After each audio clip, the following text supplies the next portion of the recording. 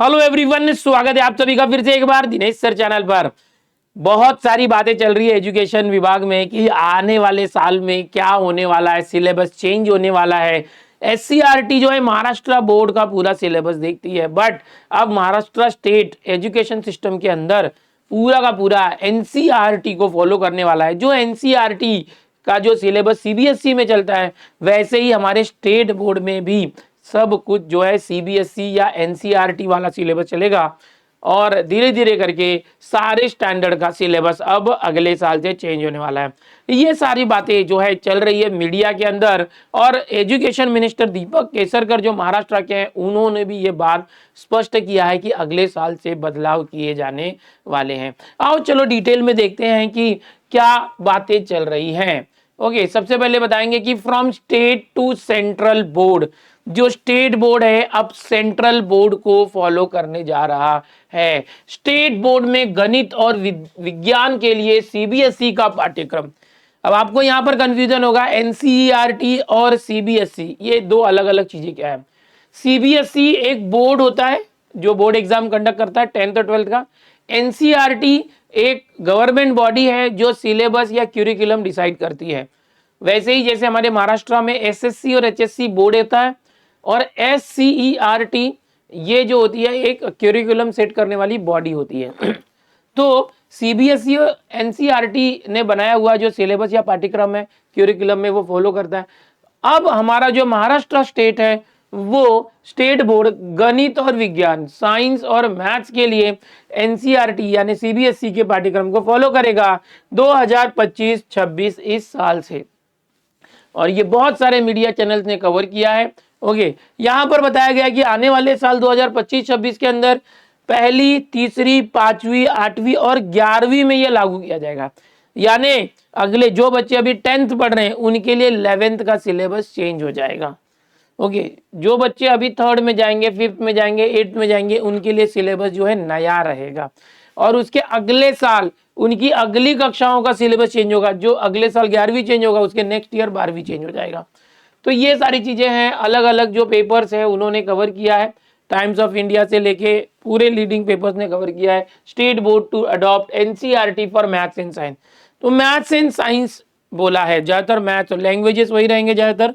Okay, जो social science है, history, geography, जो लोकल महाराष्ट्र का चलता है वही रहेगा, बट साइंस और मैथ्स को स्पेशली एनसीईआरटी के सिलेबस को उठाने की बात कही गई है।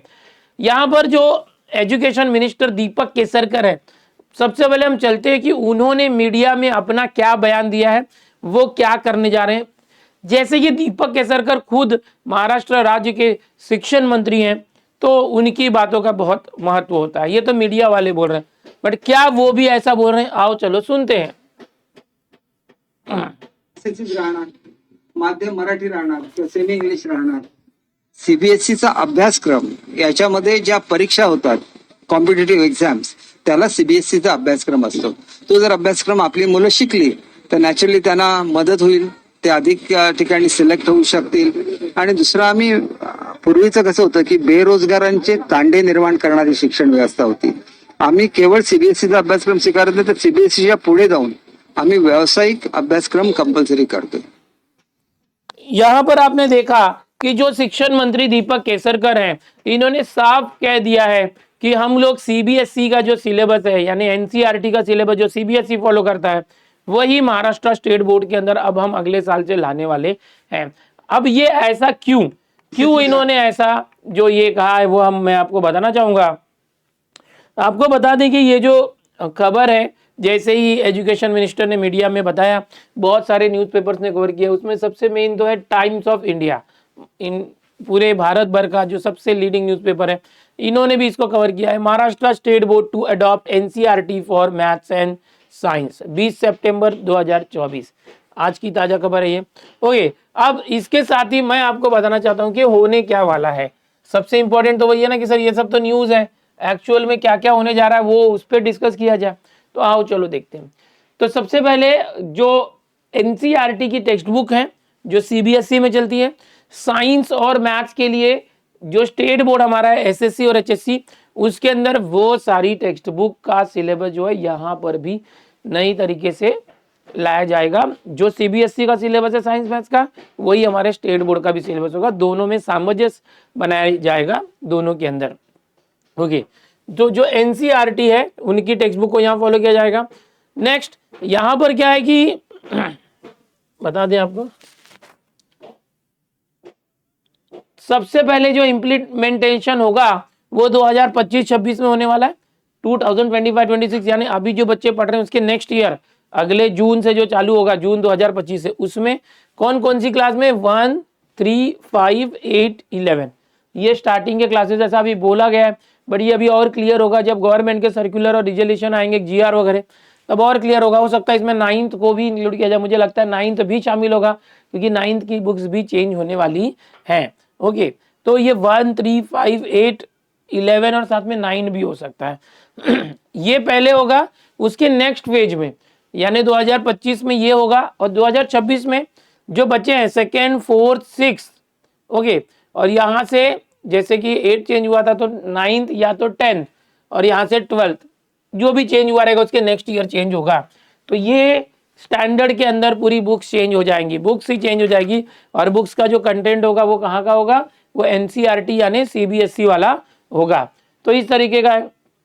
अब ऐसा क्यों किया गया है, क्योंकि बहुत सारे लोग सीबीएसई स्कूल से इन्फ्लुएंस होते हैं, बहुत सारे पेरेंट्स होते हैं अपने बच्चों को सीबीएसई में पढ़ाना चाहते हैं, बट उनके स्टेट बोर्ड में ना पढ़ा के सीबीएसई में जाना, बट सीबीएसई स्कूलों की संख्या बहुत कम होती है। तो यहाँ पर ये भी एक मुद्दा है कि ठीक है सीबीएसई की बहुत डिमांड है। यहाँ पर मैं बता दूं कि महाराष्ट्र के अंदर बहुत सारे म्यूनिसिपल कॉर्पोरेशन है, उन्होंने भी खुद का स्टेट बोर्ड के साथ साथ सीबीएसई स्कूल खोले हैं।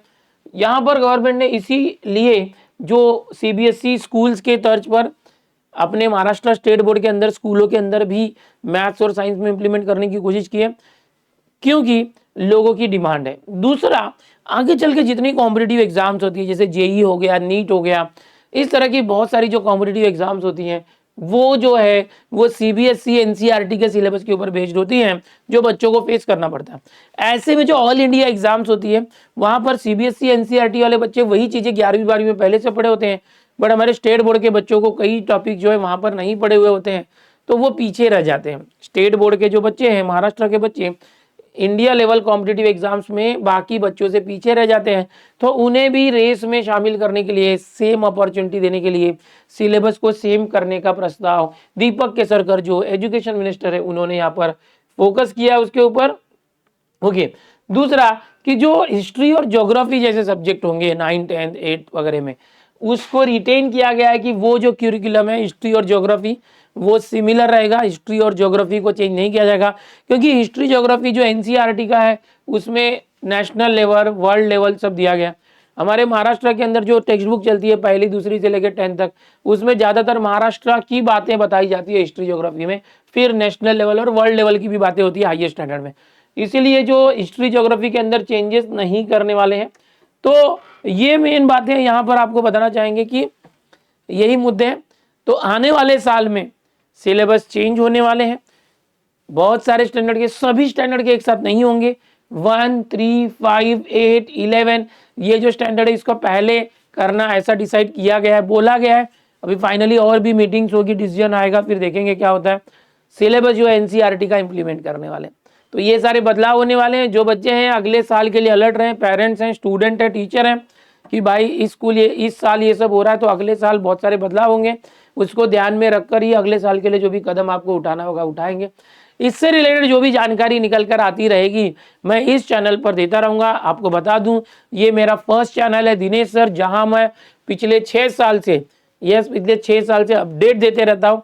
तो एजुकेशन के अंदर जो भी चेंजेस होते रहेंगे या जो नई चीज़ें आ रही हैं और जो भी चीज़ें हैं उससे रिलेटेड नई नई अपडेट, नई खबरें मैं यहाँ पर देते रहता हूँ, हमेशा पहले भी देता था, अभी भी।